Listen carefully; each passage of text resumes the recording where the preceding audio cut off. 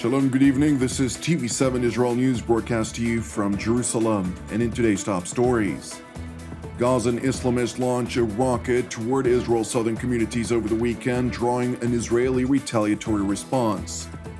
The foreign ministers of Cyprus, Greece, Israel, and the United Arab Emirates conclude a multilateral meeting aimed at further deepening regional cooperation on multiple areas of joint interest. U.S. President Joe Biden voices satisfaction that despite the latest developments, the Islamic Republic of Iran remains engaged to try and revive the 2015 nuclear agreement. Palestinian Islamists launched yet another rocket from the Hamas-controlled Gaza Strip toward Israel's southern communities over the weekend, drawing a retaliatory response against militant installations within the coastal enclave. Rocket alert sirens sounded on Friday night in a number of Israeli communities along the Gazan security fence, forcing thousands of civilians into bomb shelters within the IDF Home Front Command's instructed 15 seconds. Thankfully, the projectile landed in an uninhabited area, causing no injuries or damage. Consequently, during the early hours of Saturday morning, Israeli fighter jets and attack helicopters struck a number of military targets belonging to Hamas in the Gaza Strip. The IDF spokesperson's unit confirmed that the targets struck included a Hamas training facility, an anti-aircraft missile launcher post in development, a factory used to produce concrete for the digging of offensive terror tunnels, and a munitions storage warehouse, as well as infrastructure of an offensive terror tunnel belonging to the Hamas terror organization. In other news, the Israeli Air Force has joined Greece, the United States, Cyprus, Canada, the United Arab Emirates, and France in a joint exercise of the Hellenic Armed Forces titled Iniouchos at the Greek Andravida Air Base. This is the first time in which the Israeli Air Force participates in the joint maneuver, which includes dozens of military aircraft. According to the IDF's official statement, the drill will simulate scenarios of air-to-air combat, air superiority, and advanced surface-to-air missile threats above enemy territory. It is important to highlight that the Israeli participation underscores the deepening of bilateral relations between Athens and Jerusalem.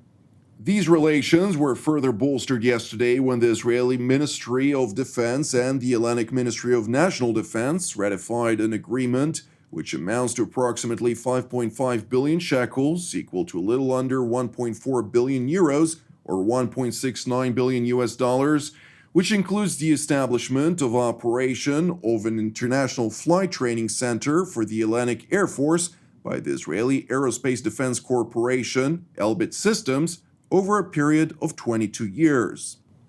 Turning to the Cypriot city of Paphos, where Cypriot Foreign Minister Nikos Christodoulides hosted his Greek, Israeli, and Emirati counterparts for a multilateral meeting aimed at further deepening regional cooperation on multiple sectors of joint interest.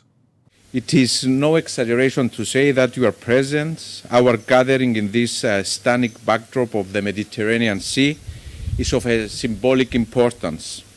An extended meeting between like-minded countries of the wider region following the historic normalization agreement between UAE and Israel is in and of itself a message. It signifies a new era our region has entered, driven by a common vision our countries and other countries of the region share.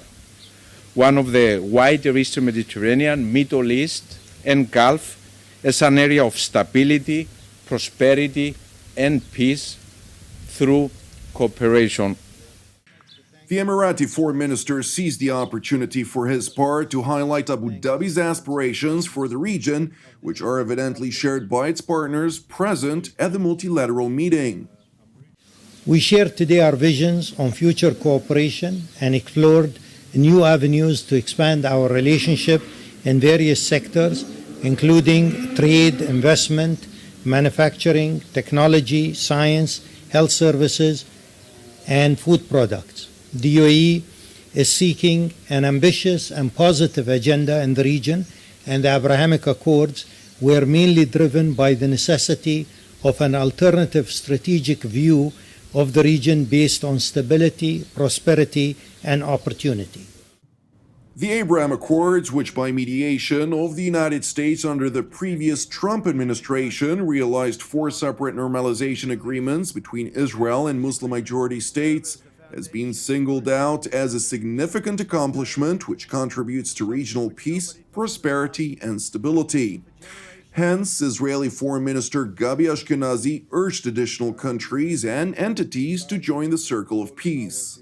Along deliberations on the deepening of multilateral cooperation, Minister Ashkenazi also highlighted the joint acknowledgement of the need to confront regional concerns, jointly regarded as such together. We discussed many possibilities for building the prosperity and the stability of the region, yet we also took time to discuss challenges that Iran and Hezbollah and other extremists pose to the stability of the Middle East and to the regional peace. We will do whatever it takes to prevent this extremism to success, and definitely we will prevent this regime from having nuclear weapons. The Greek foreign minister, for his part, seized the opportunity to highlight common interests which unite the 4 participating countries, as well as the exchange of views on common concerns which must be tackled in the wider region of the Eastern Mediterranean. Today we also had the opportunity to exchange views on areas of common concern, such as developments in the Eastern Mediterranean, Libya, Syria, and Yemen. In this context, I had the opportunity to inform my colleagues about my recent visits to Libya over the past few days. In view of the elections that are scheduled to take place in December, one fundamental precondition is the withdrawal of all foreign forces present on the ground in Libya. I also addressed the meetings I had yesterday in Ankara. In this context, I reiterated that each side has its own views, clearly manifested during the press conference many of you may have seen. The referred to press conference following a meeting between Foreign Minister Nikos Dendias and his Turkish counterpart Mevlut Çavuşoğlu in Ankara escalated when the top diplomat of Athens made the following remarks. Και στο πλαίσιο αυτό η Ευρωπαϊκή Ένωση έχει υιοθετήσει μια διπλή προσέγγιση. Έτσι, το ενδεχόμενο λήψης μέτρων υπάρχει πάντα στο τραπέζι του Συμβουλίου. Εάν υπάρξουν παραβατικές και παράνομες ενέργειες σε βάρος της κυριαρχίας και κυριαρχικών δικαιωμάτων μας, υπάρχει πάντοτε το ενδεχόμενο λήψης μέτρων. Βεβαίως, απευχόμαστε τις παράνομες ενέργειες με όλη μας την καρδιά. The Turkish top diplomat immediately voiced his outrage. Yunanistan'ı itham edici bir söylem içinde bulunmadım.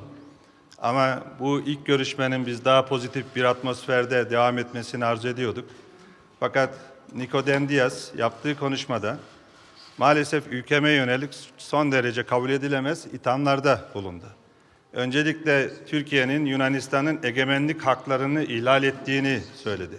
Bunu kabul etmemiz mümkün değil. Tüm bunlara rağmen Türkiye olarak biz üçüncü taraflar yerine 2 ülke olarak tüm bu meseleleri konuşmaya ve bundan sonra uluslararası hukuk sistemi çerçevesinde samimi bir diyalog çerçevesinde bu konularda görüş ayrılıklarımızı azaltmaya ve işbirliğimizi güçlendirmeye hazırız. Başkalarının bir faydası olmaz. Başkaları ancak silah satar, başka amaçlar güder ama biz meselelerimizi çözebiliriz.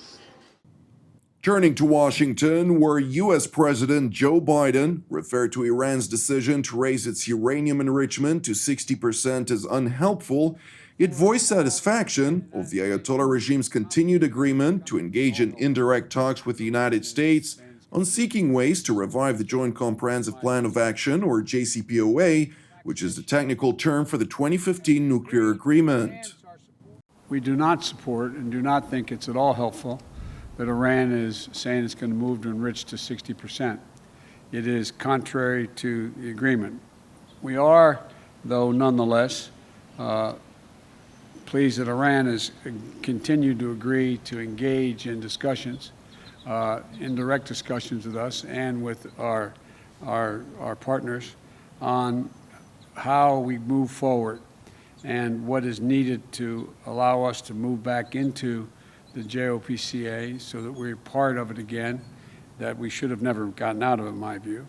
without us making concessions that we're just not willing to make. And so the discussions are underway. I think it's premature to make a judgment as to what the outcome will be, but we're still talking. The second round of indirect talks in Vienna, backed by the remaining members of the JCPOA, including France, Britain, Germany, Russia, and China, concluded on Saturday.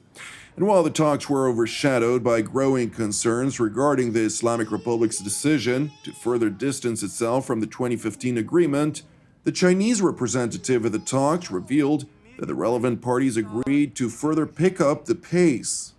Parties have agreed to further pick up their pace in subsequent days by engaging more extensive work, more extensive substantive work on sanction lifting, as well as other relevant issues. Thank you for watching us. As part of TV7 Israel's prayer initiative, I would like to encourage you today to join myself and the team here in Jerusalem to lift up China in prayer for its salvation and peace, alongside prayers for our persecuted brothers and sisters around the world, in addition to our ongoing prayers, of course, for the peace of Jerusalem and the salvation of Israel. I'm Jonathan Essen, wishing you a Shavua Tov U'Mevorach, and we will see you again tomorrow at the same time.